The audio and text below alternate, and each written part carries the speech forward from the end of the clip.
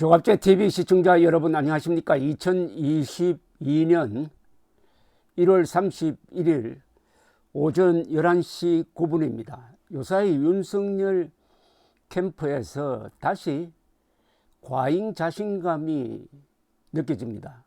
안철수와 단일화 안 해도 이긴다.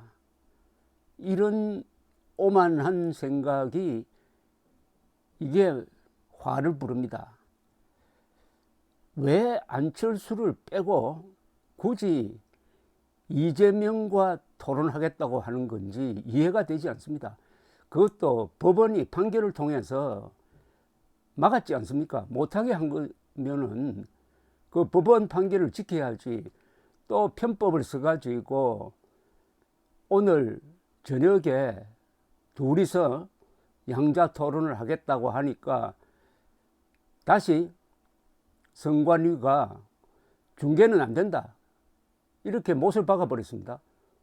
공중파나 다른 방송의 중계는 안 된다. 다만 그 각자의 그 방송에서 각 당의 방송에서 방송하는 것은 괜찮다. 그런데 그게 접속자가 몇 명 되겠습니까?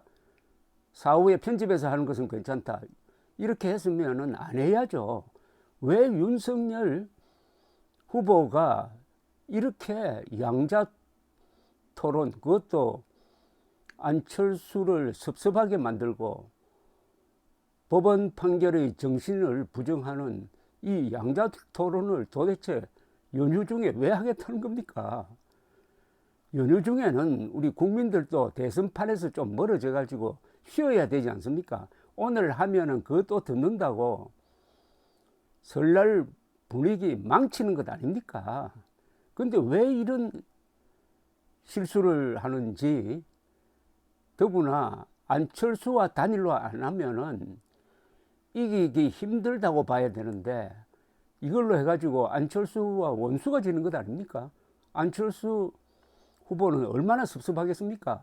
자신을 따돌리고 한다. 더구나 지지율이 17%까지 올랐는데, 그래서 지금 안철수 후보가 농성을 하고 있습니다.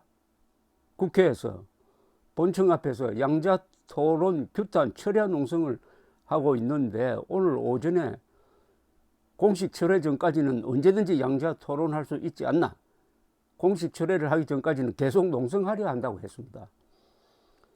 어제 10시부터 오후 10시부터 다시 오늘 오후군요. 오늘 오후 10시부터 다시 철야 농성 라이브 방송을 재개할 생각이다. 그리고 어제 동시 접속하신 분들의 수많은 댓글들을 보면서 진행했는데 격려 말씀이 많았다. 저의 간절함, 절박함, 그것이 제대로 전달되었으면 좋겠다. 최소한 선거법에 규정된 자격 있는 후보가 4명이니 4명 토론을 가능한 많은 횟수를 거쳐서 많은 주제를 가지고 토론에 임했으면 좋겠다. 이거 맞는 이야기 아닙니까?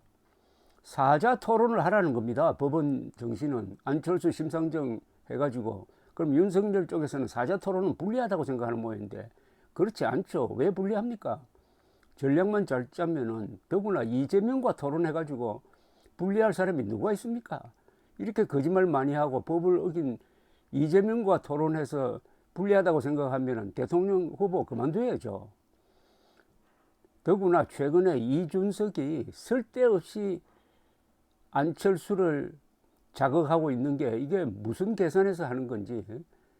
일단 윤석열 후보는 양자 토론을 포기하고 2월 3일로 예정된 사자 토론에 집중하시기 바랍니다. 그리고 설 연휴가 끝나면은 즉시 시간 끌 수도 없습니다. 시간도 없습니다. 안철수 후보를 향해서 먼저 단일화를 제의해야 합니다. 시간이 없습니다. 시간 지나면 어떻게 됩니까? 선거 공보물 다 만들고, 그 다음에 그동안 선거운동에 들어갔던 경비를 어떻게 하면 국가로부터 보전받을 수 있느냐, 이 계산을 하게 되는 것 아닙니까? 그것 아까워서 특히 안철수 후보의 경우에는 이 선거 비용 보전 문제도 생각하게 될 겁니다. 그러면은 단일화 하는데 여러 가지 변수가 많아지는 거죠.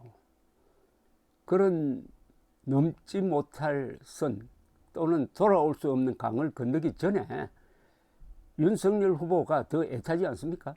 윤석열 후보가 자세를 낮추고 이준석의 입을 틀은 막고 안철수 후보에게 정권 교체라는 대의를 위해서 힘을 합치자라고 하면서 직접 담판을 해야 될 성격이라고 생각합니다. 이걸 두고 여론조사 하기는 늦었다고 생각합니다.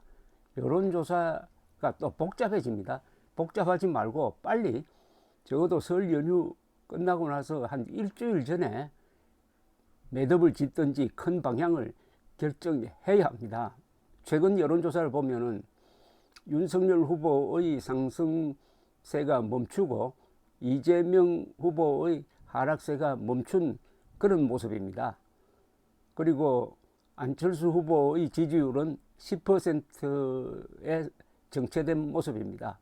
이제 선거판이 구조적으로 딱 굳어졌습니다. 이건 뭘 의미하느냐? 윤석열, 안철수 합쳐야 이길 수 있다. 합치지 않으면 위험하다. 또는 이겨도 아슬아슬하게 이긴다. 합치면 크게 이긴다. 답은 나와 있습니다. 그런데 윤석열 후보가 이번에 양자 토론에 그렇게 집착하는 걸 보면서 다시 이 캠프 주변에 뭔가 좀 이상한 기운이 도는 것 아닌가 하는 생각이 듭니다. 실수 안 하면 이긴다. 아니, 도전자가 실수 안 하면 이깁니까? 도전자는 공격하는 사람이고 그 공격에서 가장 큰 공격은 구조를 바꾸는 건데 단일화가 가장 큰 공격 카드입니다. 어제 있었던 호주 오픈 결승전 나달과 메드베데프 두 사람의 경기를 시청한 분들은 끝까지 버티는 사람이 이기는구나. 강한 사람이 이기는 게 아니라 끝까지 버티는 사람이 이기는구나. 2세트를 내주고 3세트를 이겨서 역전승하는 라파엘 나달의 모습을 윤석열 후보는 닮아가야 합니다. 절박한 모습이어야 합니다. 이재명 지지율이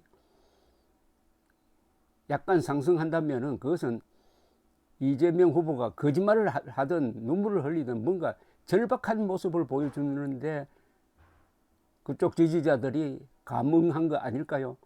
윤석열 후보 다시 절박한 모습으로 돌아가야 합니다. 그러려면 단일화 제의를 빨리 해야 합니다. 단일화 협상이 화두가 되도록 만들어야 합니다. 물론 그렇게 생각하고 있을 줄 압니다. 그러나 주변에서 이번에 양자 토론 협상하는 모습을 보니까 참 국민들을 짜증스럽게 만듭니다. 양자 토론을 어떤 식으로 한다는 거, 그 국민들 누가 관심이 있습니까? 하면 하는 거지. 근데 그걸 가지고 며칠 동안 지리한 협상을 하면서 국민들이 오늘 하는지 안 하는지도 모르게 만드는, 이게 국민들에 대한 예의가 아니죠. 윤석열 후보 다시 초심으로 돌아가야 합니다. 지난 1월 3일의 초심으로 돌아가야 합니다. 윤석열 후보는 도전자지 챔피언이 아닙니다. 도전자는 공격하는 사람입니다. 가장 큰 공격은 단일화 제의입니다. 감사합니다.